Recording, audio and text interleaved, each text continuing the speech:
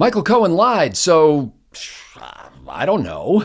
Hi, this is Scott Ott with Bill Whittle Now. Bill, this is the new breaking news that is filling up my news feed, is that Michael Cohen, the president's former attorney, has lied to Congress regarding some business dealings that the Trump organization allegedly had with people in Russia, including some officials of Vladimir Putin's administration. Bill, I've carefully read through not the actual information itself. And by the way, that's what they're calling this, the information. It's a plea agreement. They don't call it's not an indictment, but it's more information about the case. And I've been reading left-wing websites that are most actively trying to bring down President Trump.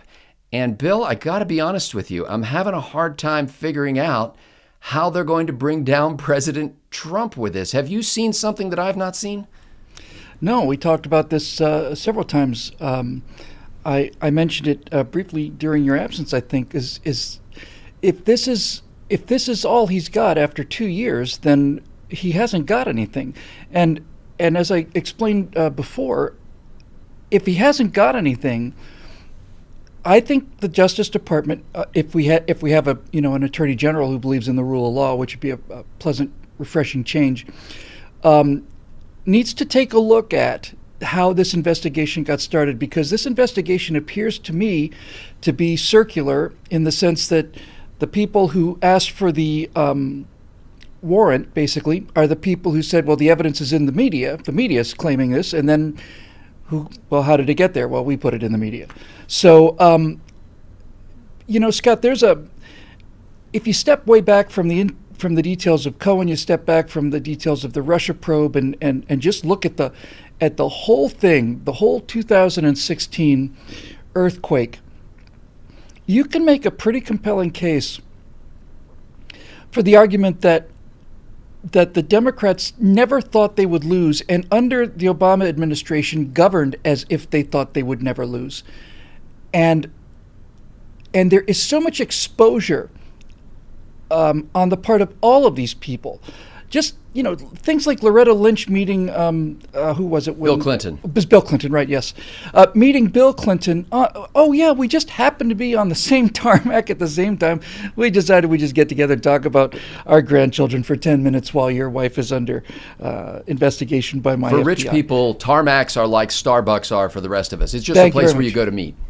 And for pilots, too. So rich people and pilots. Let me get to the particulars of what Michael Cohen is acknowledging, as far as I could tell. And again, I'm reading hostile media sources. So I figured go there because anything that they could dredge up would be the worst they have. So basically what they're saying is, when Michael Cohen said that the Trump organization's project, a long-standing project, by the way, that had gone on for almost 3 decades to try to get a Trump Tower in Moscow, that project was called to a halt in January before the president started running for office, or it wasn't before he started running for office, it was 2016.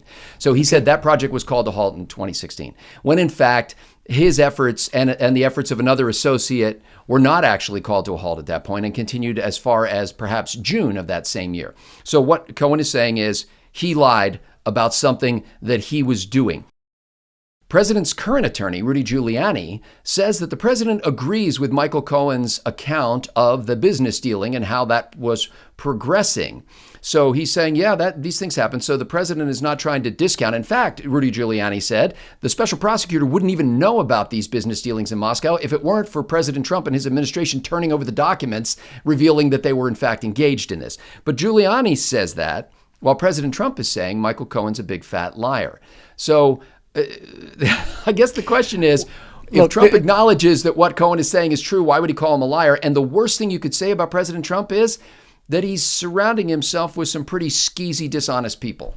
Well, heaven forbid that you would go to Washington with such a crew, or come out with one.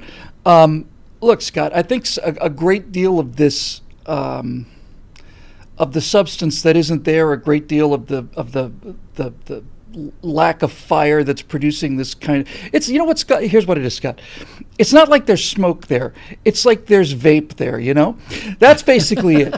It's not like there's a hidden fire creating smoke on the Mueller case. It's just a little bit of vape coming off of, a vapor thing, and that's really pretty much all they got. But I think a fair amount of this grist for people in terms of looking at this thing who are opposed to Donald Trump, I think a fair amount of it comes from the fact that Donald Trump is a businessman and an international businessman, and this is something they've never had to deal with before. The idea that you could be speaking to somebody, a high-level representative of the government of Russia, about something that wasn't essentially political, certainly not domestically political. If you were having a conversation, let's say, with Vladimir Putin, who would probably take your meeting if you were Donald Trump in 2013, let's just say, a couple of years before the whole political aspect of him came around. If Donald Trump had said, I'd like to meet with you, Mr. President, and I'd like to talk to you about putting a very expensive tower in the middle of Moscow. The city is being built like crazy. Moscow is just brand new. They're putting so much money into it. And we'd like to be a part of it, and here's why we think it might be a good idea for you as well as for us. I suspect Putin would probably take that meeting, and then all of a sudden, you would have records about a high-level meeting between Vladimir Putin and Donald Trump, and they were discussing some sort of business deal. Therefore, there must be some kind of tit for tat, some kind of quid pro quo going on. And what is the quid pro quo? Well, turns out it's a business deal, man. Now, there are allegations, Bill, and I'll add on to that business deal thing because you are correct in all that you say so far. And frankly, President Trump himself had said, I see no reason to cut off our negotiations with people in Moscow at that time because it had been going on for a long time and we really needed that deal. And I did not know that I was going to be president of the United States. So in fact, it was pretty good odds that I was not going to be president of the United States.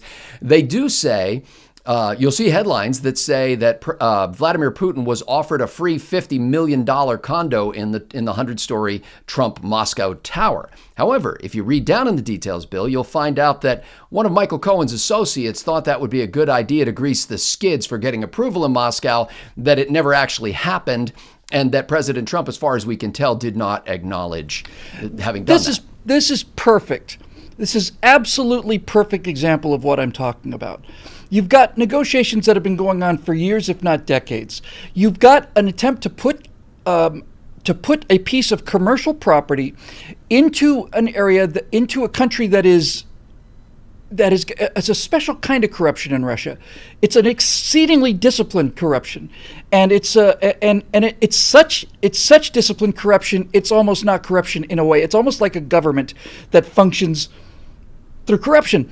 But basically what happens in Russia, and I ought to know, I'm married to a Russian woman, is that there are pathways to power, and there are very much like in The Sopranos, I gotta wet my beak here and you're gonna pay me some tribute here, and so this is just how it works. So this example to me is terrific. If I'm a businessman and I'm trying to put a $1 billion tower into Moscow, I would certainly extend to the president of the country an offer to have a free penthouse in the tower at his disposal, because if I give away one unit in this tower in order to get all of the rest of them, that's pretty good deal for me. And that's exactly the idea. This is my point. It may be that if Putin had agreed to this, it turns out it looks like it didn't, but let's just say that he had. If Putin had said, you know what, that's great.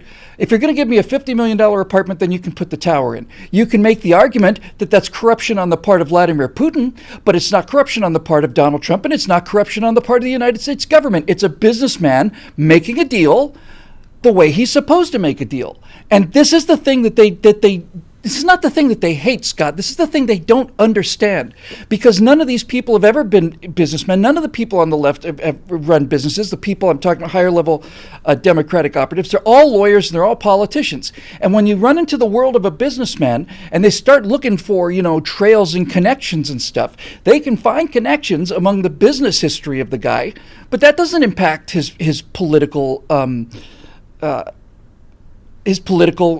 responsibilities or his duties or anything else. In fact, you could make the argument, and I think it's a compelling one, to say that Hillary Clinton selling a quarter of the country's uranium to the Russians and then all of a sudden having Bill Clinton make a speech just a few weeks later for $850,000 for 15 minutes, I think you could make the case that Donald Trump is immune to influence from foreign powers in a way that the Clintons aren't, because the Clintons, as you know, left the White House in utter poverty with only a few $100,000 to their name, and since have turned that into a $150 million foundation, and that's just the visible part. So if you're telling me that the guy's got business connections with Moscow and and he's making high-level business deals where he can afford to give away a $50 million piece of a $1 billion project. And $1 billion is more than $50 million for those of you on the left who may not be quite as familiar with the numbers as you should be. Then what you've got a guy who's a businessman, and he doesn't need Russian money in order to be influenced in any way. Well, and except that I'm not actually telling you that, because I'm not suggesting that Donald Trump had any hand in this I'm going himself. to the worst case scenario. Yes, I know. And so what I'm saying is that there were some associates of his who thought that it might be a good idea to grease the skids that way, because if Putin's in, all his oligarchs are, and they can give away a $50 million condo and sell a bunch of $250 million condos. Mark Penn, Hillary and Bill Clinton's former pollster. You remember Mark Penn from way back in the day. Mark Penn has a column in The Hill that basically said, there's nothing here. And now that Robert Mueller has the answers that he has requested in writing from President Trump, he needs to close this probe, because after 2 years, all he's been able to do is lay some perjury traps for some people around President Trump and not get anything at all on President Trump. But Bill, that's not going to stop Adam Schiff, who's going to be running the House Intelligence Committee when the new Democratic House of Representatives kicks up in January of 2019. How should President Trump and the Republicans deal with what is sure to be an onslaught of Democratic charges based on the Mueller probe detritus, the exhaust of the Mueller probe? Isn't it a strange and somewhat disappointing realization, Scott, that the future of the United States of America probably hinges on an app called Twitter? Doesn't it just strike you as kind of just sort of a it's not a moral bottleneck or anything. It's a magnificence. It's a bottleneck of magnificence. You would think that the future of the country would hang on something absolutely incredibly important like the Lincoln-Douglas debates. But turns out, no. The future of the country may hinge on this little app that's designed for people to tell people what they think before they get a chance to think about what they're going to say. And so I suspect what Donald Trump would do, what I would certainly do, is the second that this thing is over, is I would unrelentingly point out that this is yet another example of this witch hunt, and they didn't come up with anything, and there's the scoreboard, okay? You don't have to take my word for it. There's the scoreboard. 0 on the Democratic side, 0. And I would go at it again and again and again and again and again. And if the Democrats want to continue to flog this dead horse, and I am convinced that they will, then once again, it's another one of the magical qualities of Donald Trump, where the more let's just say mud that you sling at Donald Trump, the dirtier you yourself become. And I think I think on some level it's tragic. It's shameful. All of these. It's a coup, Scotty. You know. I mean, it is. It's a coup. It's a coup on the part of these Democrats who lost the election. And when I say it's a coup, I'm saying it's the only kind of coup that they could get away with, because if it turned out that Donald Trump was elected in November of 2016, and Barack Obama decided not to leave the White House and surrounded the mall with tanks, that kind of coup you could never get away with in this country. That would trigger the musket response, and they know that. So what they've done is they have done everything in their power to remove him from office, and failing that, and this is the major point. Failing removing him from office, they have determined that what they are going to do is make his credibility so low and his toxicity so high that no one would openly say that they're a supporter of Donald Trump under any circumstances. This is exactly what happened we watched with Kanye West and with any of these other celebrities that occasionally say something nice about the president, and immediately the helicopters come. So this is their strategy. And what they don't realize is that this strategy is what produced Donald Trump in the first place. And he really does become the mythical Hydra. You cut off a head and 2 more grow in its place. And they're never going to learn. And that's why I think he'll probably be reelected in 2020. Ladies and gentlemen, if you thought these conversations were important now, just wait till January when things really kick into high gear. We appreciate the members at BillWhittle.com who are contributing $9.95 a month to make these conversations possible and to disseminate them and spread them around the world, sharing them on social media and telling their friends.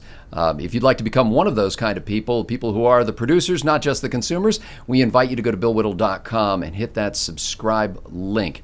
For Bill Whittle, I'm Scott Ott. Thanks to the members at BillWhittle.com for making this possible.